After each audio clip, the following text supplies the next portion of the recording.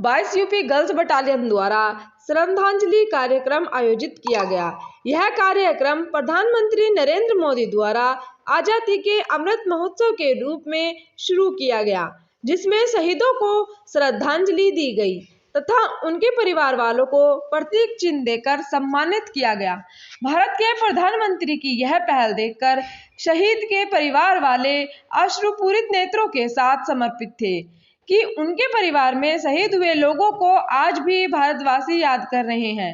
इस अवसर पर शहीद के परिवार के लोगों में मेजर गौरव शर्मा की पत्नी व लेफ्टिनेंट तरुण सेना मेडल की माताजी ने अपने विचार साझा करते हुए कहा कि आज हमें गर्व का अनुभव हो रहा है कि वर्षों बाद आज भी भारतवासी शहीदों के परिवारजनों को भूले नहीं हैं, बल्कि शहीदों के अपने देश के प्रति त्याग और बलिदान को अपने हृदय में एक प्रेरणा स्रोत के रूप में उतारे हुए हैं।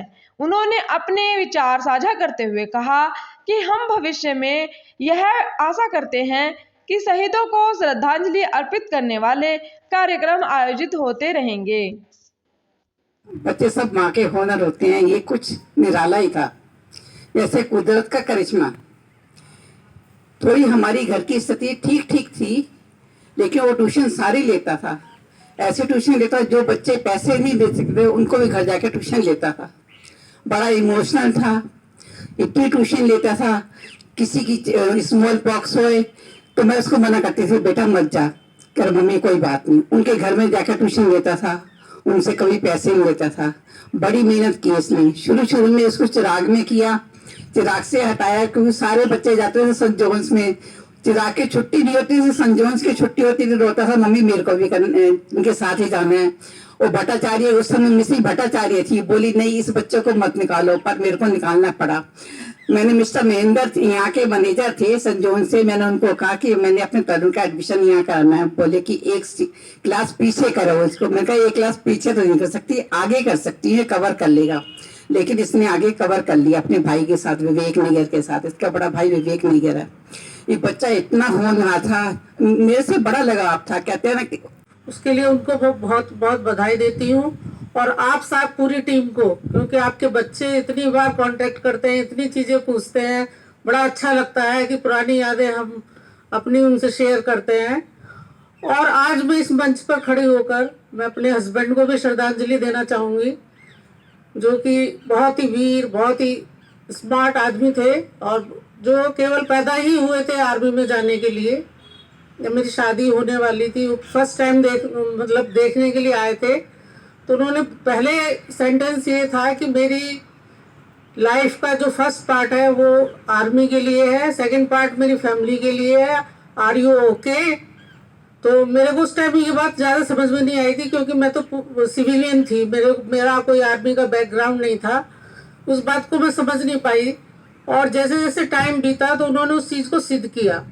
और जब वो लास्ट टाइम जा रहे थे तो मैंने कहा कि आप इतना जल्दी देर में आते हो और इतना जल्दी चले जाते हो, तो आपके लिए फैमिली की प्रायोरिटी क्या है?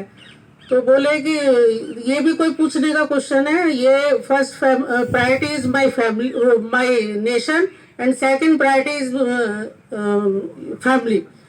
तो मुझे बड़ा आश्चर्य हुआ कि ये इंसान ऐसे कैसे बोल सकता है कि फैमिली सेकंड प्रायोरिटी है, क्योंकि मैं पूरी पक्की सिविलियन थी। हम लोग ऐसे सोचते हैं कि हम, हमारे बच्चे, हमारा पति, इस तरह से की सोच होती है। तो जाते टाइम मैं बहुत जिद करने लगी। मैंने कहा नहीं, आज तुम्हें उल्टा बोलना पड़ेगा कि first priority is my family and second is the nation. बोले ऐसा हो ही नहीं सकता, कभी नहीं हो सकता। और हम लोगों का थोड़ा आर्गूमेंट हो गया इस बात पे। तो उन्हें लगा कि आज मैं जा भी रहा हूँ और ये नाराज भी हो जाएगी, और वैसे ही रोना धोना होता था जब जाना होता था। सब लोग, सारी बहनें मेरे से सहमत होंगी कि जब जाते थे तो नेचुरली रोना होता था। 3, 4, 6 महीने कोई पता नहीं था आने का। तो उन्होंने मुझे खुश करने के लिए एक बात कही कि अच्छा चलो आप नाराज ना हो, ऐसे कर लेते हैं, फर्स्ट के 2 पार्ट कर लेते हैं। First A is my nation and first B is my family. This is the last word of my husband, जो उन्होंने मुझसे कह के वो विदा हुए थे। और मैं आज उन शब्दों को रियलाइज करती हूँ, आत्मसात करती हूँ, और मैं हर मंच पे ये बताती हूँ ताकि आज के बच्चे समझ सकें कि ये जज्बा केवल ये नहीं है कि हम आर्मी में भर्ती हो गए और हमें सैलरी मिल रही है और हमारे घर का खर्चा चल रहा है। That is not army. Army का मतलब है कि वो उस चीज को, जज्बात को महसूस करे, देश के लिए कुछ करने के लिए हमेशा तैयार रहे। बाकी जो पीछे फैमिली रहती है, हालांकि उसको बहुत कष्ट उठाने पड़ते हैं। मैं